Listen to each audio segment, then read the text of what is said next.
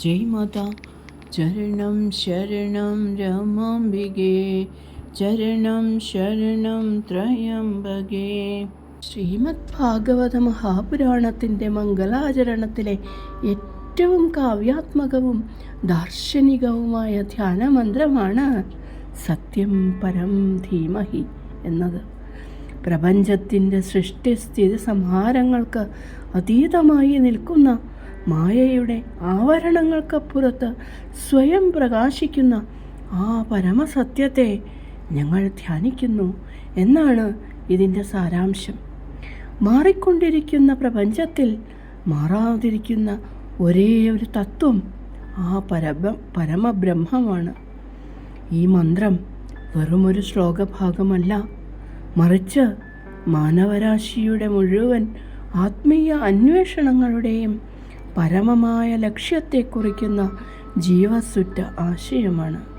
ഭാഗവതത്തിൻ്റെ ഈ ദർശനം പണ്ഡിതന്മാരുടെ ഗ്രന്ഥങ്ങളിൽ മാത്രം ഒതുങ്ങി നിൽക്കേണ്ട ഒന്നല്ലെന്നും, മറിച്ച് ദൈനംദിന ജീവിതത്തിൽ അനുഭവിച്ചറിയേണ്ട യഥാർത്ഥ അനുഭൂതിയാണെന്നും തൻ്റെ ജീവിതത്തിലൂടെയും ഉപദേശങ്ങളിലൂടെയും തെളിയിച്ച മഹാത്മാവാണ് പരമപൂജ്യ ശ്രീരമാദേവിയമ്മ.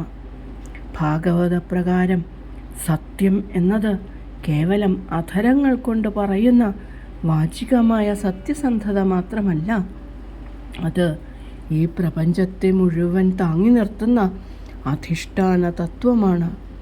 ജാഗ്രത്, സ്വപ്ന, സുഷുപ്തി എന്ന 3 അവസ്ഥകൾക്കും അതിൻ്റെ അനുഭവങ്ങൾക്കും പിന്നിൽ നിശബ്ദ സാക്ഷിയായി നിലകൊള്ളുന്ന ബോധസ്വരൂപമാണ് ഈ പരമസത്യം.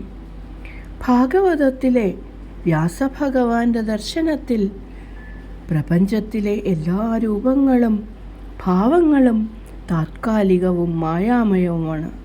എന്നാൽ ഈ മായയുടെ കളികൾക്ക് പിന്നിൽ നിത്യവും സത്യവുമായി നിലകൊള്ളുന്ന ആത്മചൈതന്യത്തെ ധ്യാനിക്കുക.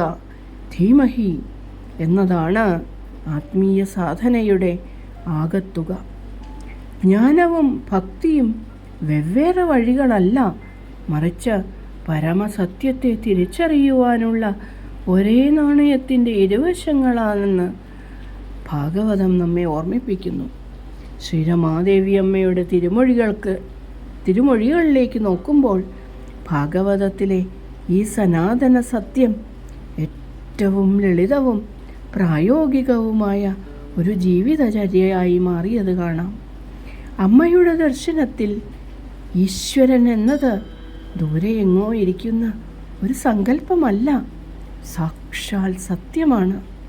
വാക്കിലും നോട്ടത്തിലും ചിന്തയിലും പ്രവൃത്തിയിലും പുലർത്തുന്ന സത്യസന്ധതയാണ് യഥാർത്ഥ ഈശ്വര പൂജ എന്നമ്മ പഠിപ്പിച്ചു. ലോകം മുഴുവൻ ബ്രഹ്മമയമാണെന്ന ഭാഗവത തത്വത്തെ ഗാർഹസ്ഥ്യ ജീവിതത്തിനുള്ളിൽ നിന്നുകൊണ്ട് എങ്ങനെ പ്രാവർത്തികമാക്കാമെന്ന് അമ്മ കാട്ടിത്തന്നു. കാടുകളിലോ ഗുഹകളിലോ പോയി നടത്തുന്ന തപസ്സിനേക്കാൾ വലിയ ധ്യാനമാണ് കുടുംബജീവിതത്തിലെയും സമൂഹത്തിലെയും കടമകൾ ഫലേച്ഛ കൂടാതെ ഈശ്വര അർപ്പണമായി പൂർണ്ണ സത്യസന്ധതയോടെ നിറവേറ്റുക എന്നത്. ധീമഹി അല്ലെങ്കിൽ ധ്യാനം എന്ന പദത്തിന് അമ്മ നൽകിയ വ്യാഖ്യാനം തികച്ചും അനുഭവാധിഷ്ഠിതമാണ്. ഏകാന്തതയിലിരുന്ന് കണ്ണടച്ചിരിക്കുന്നതിൽ മാത്രമായി ധ്യാനം ഒതുങ്ങുന്നില്ല. സർവ്വജീവജാലങ്ങളിലും ദൈവികത ദർശിക്കുകയും രാഗദ്വേഷങ്ങൾക്കതീതമായി മനസ്സിൽ നിഷ്കളങ്കമായ സ്നേഹം കാത്തുസൂക്ഷിക്കുകയും ചെയ്യുന്നതാണ് യഥാർത്ഥ ധ്യാനം. അമ്മയുടെ ദർശനത്തിൽ സ്നേഹവും സത്യവും വേർപിരിക്കാനാവാത്തവയാണ്. സ്നേഹമില്ലാത്ത സത്യം കഠിനവും സത്യമില്ലാത്ത സ്നേഹം മിഥ്യയുമാണ്. ഭാഗവതത്തിൽ നിഷ്കാമ ഭക്തിയിലൂടെ ജീവാത്മാവ് പരമാത്മാവുമായി ഒന്നാകുന്ന അവസ്ഥയെക്കുറിച്ചാണ് പറയുന്നത്.